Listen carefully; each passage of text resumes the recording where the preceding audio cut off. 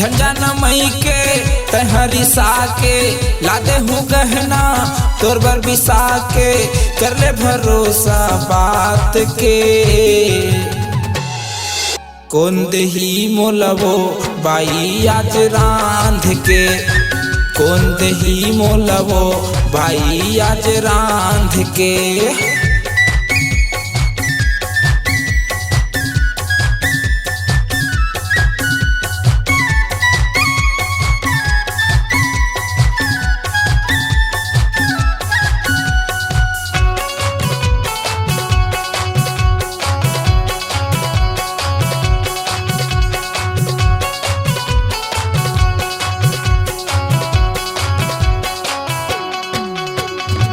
जांगर चले नहीं रांधे गढ़े के दाई दादा मोर हो गे सियान।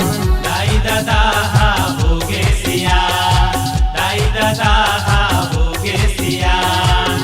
मुहला फुलाए तह लड़े के हो गे हे मोरो वो मरे बिहान। हो गे हे वो मरे बिहान, हो गे हे वो मरे बिहान। झंझा न मई के तहरी साके लादे हूँ गहना तोर बर बिसा के सुताया ही मोल रात के। कौन दही मोलवो बाई आज रांध के, कौन दही मोलवो बाई आज रांध के।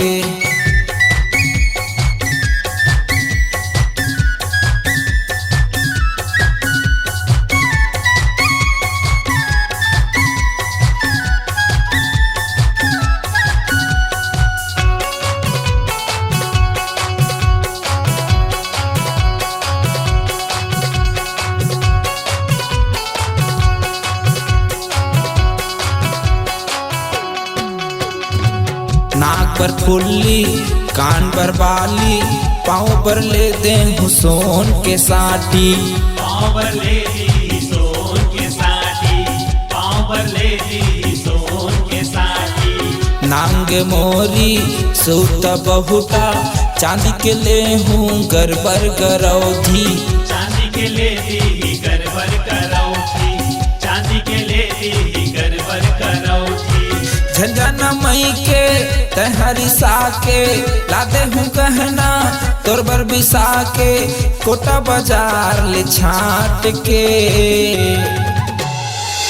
कौन दही मोलवो बाई आज रांध के, कौन दही मोलवो बाई आज रांध के।